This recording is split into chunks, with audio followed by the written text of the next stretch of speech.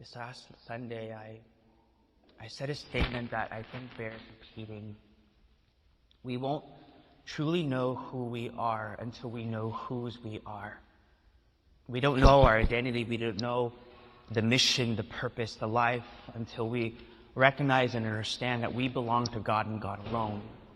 But when we go through life and we have a child, your kids, your burden, your work, your marriage, all the stuff that you carry, those begin to become more important than who you are as a child of God. Every single moment in every single century, I believe that God sends us people to remind us of who we really are. In the Old Testament, I want you to understand that for Hebrew, for St. Paul, he is trying to remind the Christians who they are as newly made Christians. So he mentions all these names about these Old Testament figures. I'm going to read you the names, but all of them, in their own way, conquered something bigger than themselves. Whether that's an army, whether that's sickness, whether some died and rose. They all beat and defeated things that were beyond their strength. The strength they had, though, was from the Lord. And so when St. Paul says all these names, he wants to encourage the early Christians, the one who followed the way, that they belong to God. I'm going to read to you some of these names. Gideon, Barak, Samson, Jephthah, David, Samuel, the prophets, the ones who would beat invaders, the women who got their children back from the dead, the ones who were tortured, would not accept deliverance.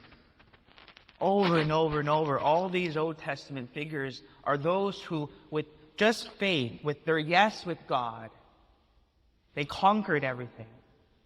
But there was a part of this first reading that I think we missed, and St. Paul even says, but even for them, for all those people who lived before Jesus, they still could not receive the promise until Jesus comes. Does that make sense? They were all waiting for the Savior. As amazing as Samson was, as amazing all these people were, they were still waiting for Jesus to come to bring everything together. Why is that important? We now live for the one who finally came. That's who we are. We are Jesus Christ. And I want you to understand that today we celebrate a saint who understood that very Saint Blaise. He was in a jail cell, persecuted from Rome. And a mother, her son was choking on a fishbone. Her baby boy. And she goes and she calls St. Blaise's intercession. He's in the cell praying. And the fishbone, they say that the story goes, it pops out of his throat. He wasn't even present to the boy. His faith, his prayer, his trust, his surrender to God and God's power for forth. And other stories of St. Blaise when he would pray for people and they would just be healed. And then he was persecuted and he was asked to renounce his faith. Do you wonder why I wear red? He was tortured and beheaded because of his faith. I'll be honest, I didn't know until this morning that he was martyred. I knew that he was a saint to the throat.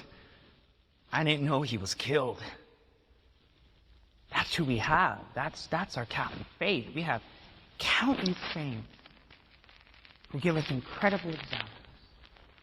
And so whatever you're going through today, whatever burden and stress and worry you have, remind yourself of who we are, whose we are.